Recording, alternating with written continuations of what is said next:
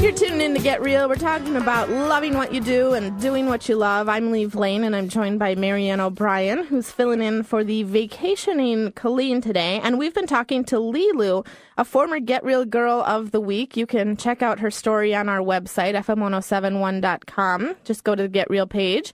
And she was working 9 to 5, or probably even longer hours, and then she got fired. And so instead of just feeling, woe is me, she wrote a book. It's called I Lost My Job and I Liked It, 30-Day Law of Attraction Diary of a Dream Job Seeker. So, Lilou, we were talking about the fact that you really went pretty quickly from feeling just shell-shocked by getting let go to feeling, you know what, I'm not gonna let this get me down.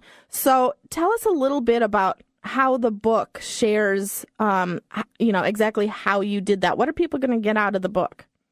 Well, the book is a diary, so it's really the day-to-day, moment-to-moment, the fears and how I did shift my mood and how I've asked for guidance and applied the law of attraction consciously. And it's got all those tips that I've been using for years now, applying the law of attraction. But I think a lot of people out there just don't have those tools. So the idea came to me, it's like, I need to share this experience and how I'm going to actually attract my dream job and find out what my dream job is. Well, so exactly. I mean, how did you know? How did you know, Lilou, what your dream job was? I don't know, and you have to read the book because I had no idea. I discovered what it is during this, that all my life I've always wrote journals since I'm a kid, and I've always loved finding solutions, writing, and I've always loved inspiring people. And so I discovered throughout this whole process that actually, this book and what I'm doing is what I want to be doing for the rest of my life. So it's at the same time, it's the discovery, it's finding my dream job, what my dream job is, and then attracting it too, and realizing that I'm there right now. And it's really I'm really blown away how all this came together, and you see all the team coming together, and just all the doubts. Anybody that is going through this motion of losing their job or not really happy in their job, that they know they're just doing a job that pays the bill, can relate to everything in there and can use those tools that I'm applying, from vision boards to feng shui to doing video blogs to being part of communities, and all those things just unfold really magically in the book. Paying the bills is a big deal. And yeah. I know many people who have been laid off. I've been laid off in the past, and the first thing really you typically think of is, well, I might have to settle because I've got to get a job that's going to give me money so I can keep my home and feed my family and stuff. So how did that work for you? Yeah, and that's the fear, and I went through this whole motion too, and the first thing I consider is like, okay, I need to pay the bills, so I should look for something that is less than what I've been used to, like a job that was maybe a temporary job or a small job. Right. And I did this research for the internet, because I'm an internet marketer, so I looked at all the keywords and how many people were searching for entry jobs, and I saw some amazing, scary numbers, and I saw how many people are actually searching for anything that they could grab.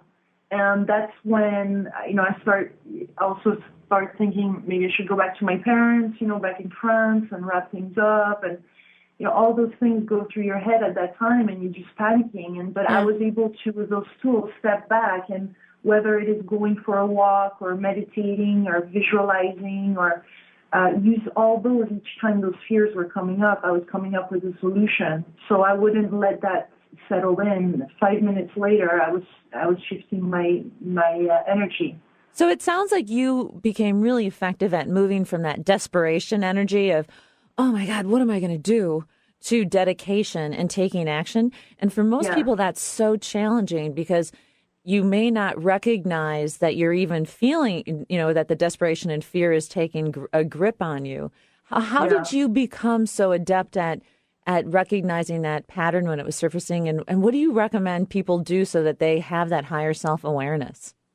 Yeah, you really, and the thing is that you really have to be careful who you're going to talk to, who you're going to share this with. You don't want to start getting into pity parties, or friends are great, but sometimes it just drives your energy down. So there's all those things that you have to be really aware of who you're going to talk to. And each time you have those negative thoughts, okay, take a deep breath, breathe deeply, maybe 10 times, or go and stop everything and go in the park. And I think there's a lot going on at that time, and a lot of things that can be done. But, exercising and eating healthy and talking to people that will help you discover and unfold your dream. And for me, participating in a 100-day challenge has been of great support to community, where I can announce my goals and be accountable for what I said I would do. So. I think that as friends of people who lose their jobs, we immediately assume that they are feeling like they're in a victim mode. And how often have you said, "I'm so sorry"? Right, and you don't really know what to say. Yeah, because it's hard to say, "Oh, this must mean you've got a great opportunity coming." And if they look at you like, "Yeah, would you like to pay my bills while I find the opportunity?" Yeah. But how... what were the best ways that your friends and family supported you? I really, I have to say that I first dealt myself with the feelings and the emotions, and I journaled a lot and blogged and everything before even getting into talking to my family and close friends. Okay. So I really consciously decided to really know my plan and where I was heading and put things together before getting too much of those victim talks, I just needed that confidence, and I think we all have our own journey, but it's difficult because, it does take confidence for you to say, listen, I'm going to be able to handle this, or I've got this plan, and it can be unsettling, especially when you're dealing with your own emotions and everything else. So I think you gotta be clear on who you're going to approach and when. Yeah, well, I think it's pretty remarkable. What a turnaround you made, and what an inspiration you continue to be to folks. The book is called "I Lost My Job and I Liked It: 30-Day Law of Attraction Diary of a Dream Seeker." And it is available for pre-order on Amazon. We've got a link to that. Just go to our webpage on FM107.1.com, the Get Real page. Just hit Get Real Girl of the Week, and you'll find all of Lilou's information there. Have a great afternoon in London. Thank you. And I just wanted to add one thing. Yeah. That, when you have a friend like that in a situation, and that's why I wrote this book, is that, this is one of the gifts that you can give them, like a book like this. Oh, that's a great idea. Going through this emotion. And then instead of a word or anything, it's like, here you go, this is a story, it might help you. And then, they'll find a solution within themselves. I love that idea. That's fabulous. Very cool. Thanks, Lilou, so much. You're welcome. Thank you for having me. Thank you. Absolutely. We are talking about doing what you love and loving what you do, and we will be back after this. FM 107.1. Laugh along.